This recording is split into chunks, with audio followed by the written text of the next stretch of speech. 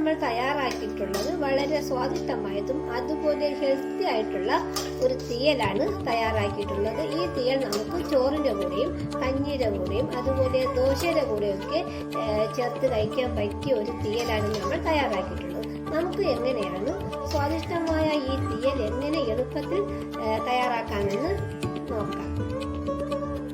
Hi, എല്ലാവർക്കും സ്വാഗതം. ഇന്ന് നമുക്കൊരു തീയൽ തയ്യാറാക്കാം.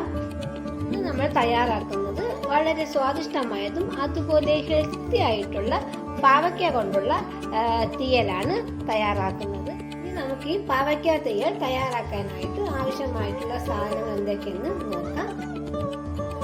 ഈ തീയൽ തയ്യാറാക്കാനായിട്ട് നമ്മൾ എടുത്തിട്ടുള്ളത് 2 പാവയ്ക്ക എടുത്തിട്ടുണ്ട്, അതുപോലെ 2 സവാള എടുത്തിട്ടുണ്ട്. സവാളയ്ക്ക് പകരം നമുക്ക് ചെറിയ ഉള്ളി എടുത്താലും മതി. നമുക്ക് വേണ്ടത് 2 ടീസ്പൂൺ മല്ലിപ്പൊടി വേണം, 1 ടീസ്പൂൺ മുളക് പൊടി വേണം.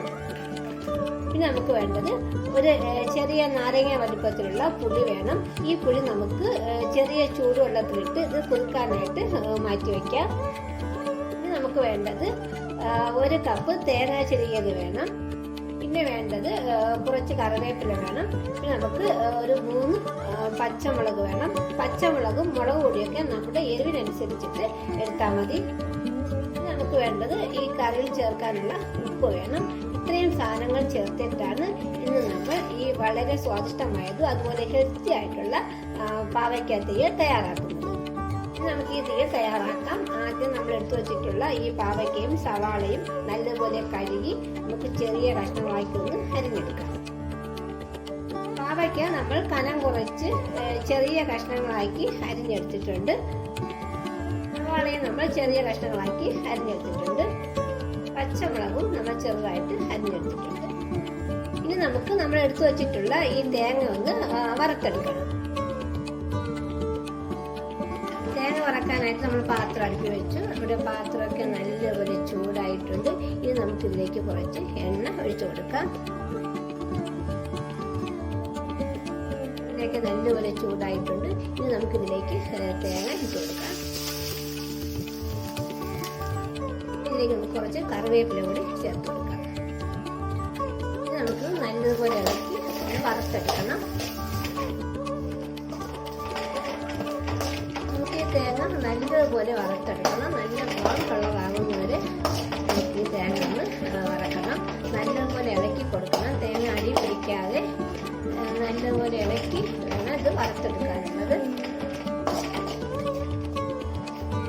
നമ്മൾ തേങ്ങ നല്ലതുപോലെ വറുത്ത് നല്ല ബ്രൗൺ കളറായി കിട്ടിയിട്ടുണ്ട്. ഇനി നമുക്കിതിലേക്ക് നമ്മൾ എടുത്തു വെച്ചിട്ടുള്ള മല്ലിപ്പൊടി ചേർത്ത് കൊടുക്കാം. ഇതിലേക്ക് നമുക്ക് മുളക് പൊടി ചേർത്ത് കൊടുക്കാം. നമുക്ക് ഇത് രണ്ടും കൂടി ചേർത്ത് നല്ലതുപോലെ ഒന്ന് ചൂടാക്കി എടുക്കാം. ഈ മല്ലിപ്പൊടിയുടെയും മുളക് പൊടിയുടെയൊക്കെ പച്ച ടേസ്റ്റ് മാറുന്നവരെ നമുക്കൊന്ന് നല്ലതുപോലെ ഒന്നുകൂടി ഒന്ന് വറുത്തെടുക്കാം. നമ്മൾ ചേർത്ത് കൊടുത്ത മല്ലിപ്പൊടിയുടെയും മുളക് പൊടിയുടെയൊക്കെ പച്ച ടേസ്റ്റൊക്കെ മാറി ഇത് നല്ലതുപോലെ മൂത്ത് കിട്ടിയിട്ടുണ്ട്. ഇനി നമുക്ക് ഗ്യാസ് ഓഫാക്കാം.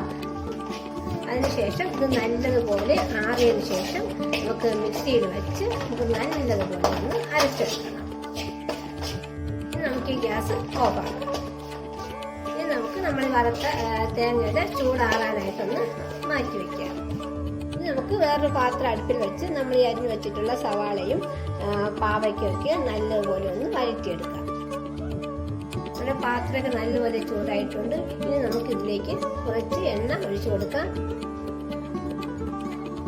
നമ്മുടെ എണ്ണയൊക്കെ നല്ലപോലെ ചൂടായിട്ടുണ്ട്. ഇനി ഇതിലേക്ക് നമുക്ക് 3 വറ്റൽമുളക് ഇട്ട് കൊടുക്കാം. നമുക്ക് ഇതിലേക്ക് കുറച്ച് കടുക് ചേർത്ത് കൊടുക്കാം. നമ്മുടെ കടുകൊക്കെ നല്ലതുപോലെ പൊട്ടി വന്നിട്ടുണ്ട്. ഇനി നമുക്ക് ഇതിലേക്ക് നമ്മൾ അരിഞ്ഞു വെച്ചിട്ടുള്ള സവാള ചേർത്ത് കൊടുക്കാം. നമുക്കിതിലേക്ക് പച്ചമുളക് ചേർത്ത് കൊടുക്കാം. നമുക്കിതിലേക്ക് കുറച്ച് കറിവേപ്പില കൂടി ചേർത്ത് കൊടുക്കാം. ഇതെല്ലാം കൂടി ചേർത്ത് നമുക്ക് നല്ലതുപോലെ ഒന്ന് ഇളക്കിയെടുക്കാം. നമുക്ക് ഈ സവാള നല്ലതുപോലെ ഒന്ന് വഴറ്റിയെടുക്കാം. സവാള നമ്മൾ നല്ലതുപോലെ വഴറ്റിയെടുത്തിട്ടുണ്ട്. ഇനി നമുക്കിതിലേക്ക് നമ്മൾ അരിഞ്ഞു വെച്ചിട്ടുള്ള പാവയ്ക്ക ചേർത്ത് കൊടുക്കാം.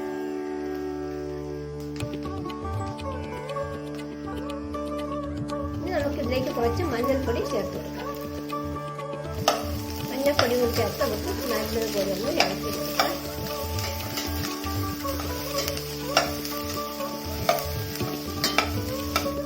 ഇനി നമുക്കിതിലേക്ക് കുറച്ച് ഉപ്പ് കൂടി ചേർത്ത് കൊടുക്കാം. ഈ ഉപ്പും കൂടി ചേർത്ത് നമുക്ക് ഈ പാവയ്ക്ക നല്ലതുപോലെ ഒന്നും കൂടി ഒന്ന് വഴറ്റിയെടുക്കണം. ഈ പാവയ്ക്കൊക്കെ അടിയിൽ പിടിക്കാതെ നമുക്ക് നല്ലതുപോലെ ഒന്ന് ഇളക്കി കൊടുക്കാം.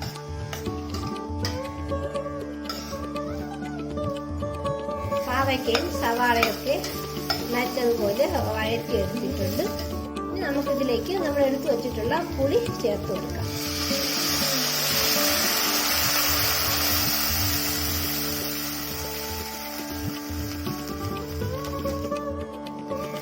ഈ പുളിയും കൂടി ചേർത്ത് നമുക്ക് നല്ലതുപോലെ ഒന്ന് ഇളക്കി കൊടുക്കാം. നമുക്ക് ഈ പാവയ്ക്ക നല്ലതുപോലെ ഒന്ന് വേവിച്ചെടുക്കണം. നമ്മൾ ഒഴിച്ചു കൊടുത്ത ഈ പുളിവെള്ളത്തിൽ കിടന്ന് ഈ പാവയ്ക്ക നമുക്ക് നല്ലതുപോലെ ഒന്ന് വേവിച്ചെടുക്കാം. നമുക്ക് ഇതുപോലെ അടപ്പ് കൊണ്ട് അടച്ച് ഈ പാവയ്ക്ക നല്ലതുപോലെ ഒന്ന് വേവിച്ചെടുക്കാം. ഈ പാവയ്ക്ക വേവുന്ന സമയം കൊണ്ട് നമ്മൾ ആദ്യം വറുത്ത് വെച്ചിട്ടുള്ള തേങ്ങ നമുക്ക് മിക്സിയിൽ വെച്ച് നല്ലതുപോലെ ഒന്ന് അരച്ചെടുക്കാം.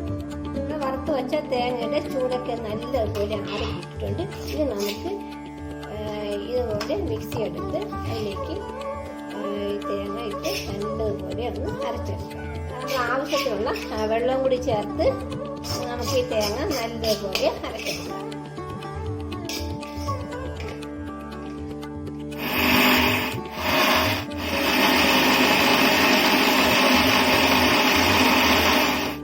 തേങ്ങ നമ്മൾ മിക്സിയിൽ വെച്ച് നല്ലതുപോലെ അരച്ചെടുത്തിട്ടുണ്ട്. നമുക്ക് ഈ അടപ്പ് തുറന്ന് ഈ കറി നല്ലതുപോലെ ഒന്ന് ഇളക്കി കൊടുക്കാം. നമ്മുടെ പാവയ്ക്കൊക്കെ ഏകദേശം വെന്ത് വന്നിട്ടുണ്ട്. ഇനി നമുക്ക് നല്ലതുപോലെ വേവിച്ചെടുക്കണം. ഈ പുളിവെള്ളത്തിൽ കിടന്ന് ഇത് നല്ലതുപോലെ വെന്ത് കിട്ടണം. എങ്കിൽ മാത്രമേ ഇതിൻ്റെ കയ്പൊക്കെ ഒന്ന് മാറിക്കിട്ടുള്ളൂ. നമുക്കിത് ഒന്നുകൂടി അടച്ച് നല്ലതുപോലെ വേവിച്ചെടുക്കാം. നമുക്ക് അടപ്പ് തുറന്ന് നോക്കാം. നമ്മുടെ പാവയ്ക്കൊക്കെ നല്ലതുപോലെ വെന്ത് കിട്ടിയൊന്ന് നോക്കാം. നമ്മുടെ പാവയ്ക്കൊക്കെ നല്ലതുപോലെ വെന്ത് നല്ല സോഫ്റ്റായി കിട്ടിയിട്ടുണ്ട്. നമുക്കിതിലേക്ക് നമ്മൾ ഈ അരച്ച് വെച്ചിട്ടുള്ള തേങ്ങ ചേർത്ത് കൊടുക്കാം. ഈ തേങ്ങയും കൂടി ചേർത്ത് നമുക്ക് നല്ലതുപോലെ ഒന്നുകൂടി ഒന്ന് തിളപ്പിച്ചെടുക്കണം. നമുക്ക് ഈ കറിക്ക് ആവശ്യത്തിനുള്ള വെള്ളം കൂടി ചേർത്ത് നമുക്ക് ഈ കറി നല്ലതുപോലെ തിളപ്പിച്ചെടുക്കാം. അരച്ച തേങ്ങയും കൂടി ചേർത്ത് നമുക്ക് ഈ കറി നല്ലതുപോലെ ഒന്ന് ഇളക്കി കൊടുക്കാം. അരച്ച തേങ്ങയും കൂടി ചേർത്ത് കറി നല്ലതുപോലെ ഇളക്കി എടുത്തിട്ടുണ്ട്. ഇനി നമുക്ക് ഈ കറിക്ക് ആവശ്യത്തിനുള്ള വെള്ളം ചേർത്ത് കൊടുക്കണം. നമുക്ക് എത്രത്തോളം കട്ടി വേണമോ അതിനനുസരിച്ച് വേണം നമ്മുടെ കറിയിൽ വെള്ളം ചേർത്ത് കൊടുക്കാനുള്ളത്. ഈ അരച്ചു കൊടുത്ത തേങ്ങയും കൂടി ചേർത്ത് നമുക്ക് ഈ കറി നല്ലതുപോലെ ഒന്ന് തിളപ്പിച്ചെടുക്കാം. നമ്മുടെ കറിയൊക്കെ നല്ലതുപോലെ തിളച്ച് കിട്ടിയിട്ടുണ്ട്. ഇനി നമുക്ക് ഈ കറിയിലേക്ക് ആവശ്യത്തിനുള്ള ഉപ്പ് കൂടി ചേർത്ത് കൊടുക്കാം.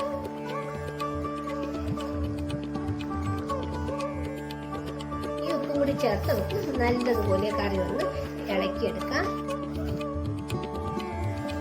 നമ്മുടെ കറിയിൽ ആവശ്യത്തിനുള്ള ഉപ്പൊക്കെ ഉണ്ട്. ഇനി നമുക്കിതിലേക്ക് കുറച്ച് ശർക്കര കൂടി ചേർത്ത് കൊടുക്കാം. ഈ ശർക്കരയും കൂടി ചേർത്ത് നമുക്ക് ഈ കറി ഒന്നുകൂടി നല്ലപോലെ ഒന്ന് തിളപ്പിക്കാം.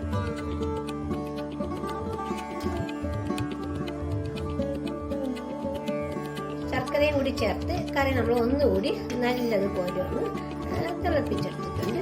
ഇനി നമുക്കിതിലേക്ക് കുറച്ച് കറിവേപ്പിലയും കൂടി ചേർത്ത് കൊടുക്കാം.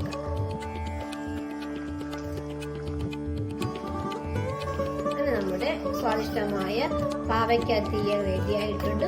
ഇനി നമുക്ക് ഈ ഗ്യാസ് ഓഫാക്കാം. തയ്യാറാക്കിയ വളരെ സ്വാദിഷ്ടമായതും അതുപോലെ ഹെൽത്തി ആയിട്ടുള്ള പാവയ്ക്ക കൊണ്ടുള്ള തീയൽ. ഈ തീയൽ നമുക്ക് ചോറിന്റെ കൂടെയും കഞ്ഞിയുടെ കൂടെയും അതുപോലെ ദോശയുടെ കൂടെയും ഇഡ്ഡലിയുടെ കൂടെയും ഒക്കെ ചേർത്ത് കഴിക്കാൻ പറ്റിയ ഒരു തീയലാണ് നമ്മൾ തയ്യാറാക്കിയിട്ടുള്ളത്.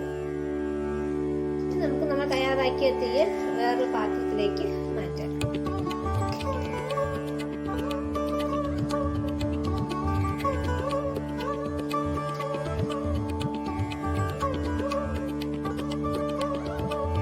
നമ്മൾ തയ്യാറാക്കിയ വളരെ സ്വാദിഷ്ടമായതും അതുപോലെ ഹെൽത്തി ആയിട്ടുള്ള പാവയ്ക്ക കൊണ്ടുള്ള തീയൽ.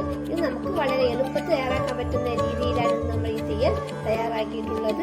ഇത് ഒട്ടും കയ്പില്ലാത്ത രീതിയിലാണ് നമ്മൾ ഈ പാവയ്ക്ക തീയൽ തയ്യാറാക്കിയിട്ടുള്ളത്. ഇത് പാവയ്ക്ക കഴിക്കാൻ ഇഷ്ടമില്ലാത്ത കുട്ടികൾക്കൊക്കെ ഈ രീതിയിൽ തയ്യാറാക്കി കൊടുക്കാവുന്നതാണ്. ഇതുപോലെ എല്ലാവരും ട്രൈ ചെയ്ത് നോക്കുക. Thank you.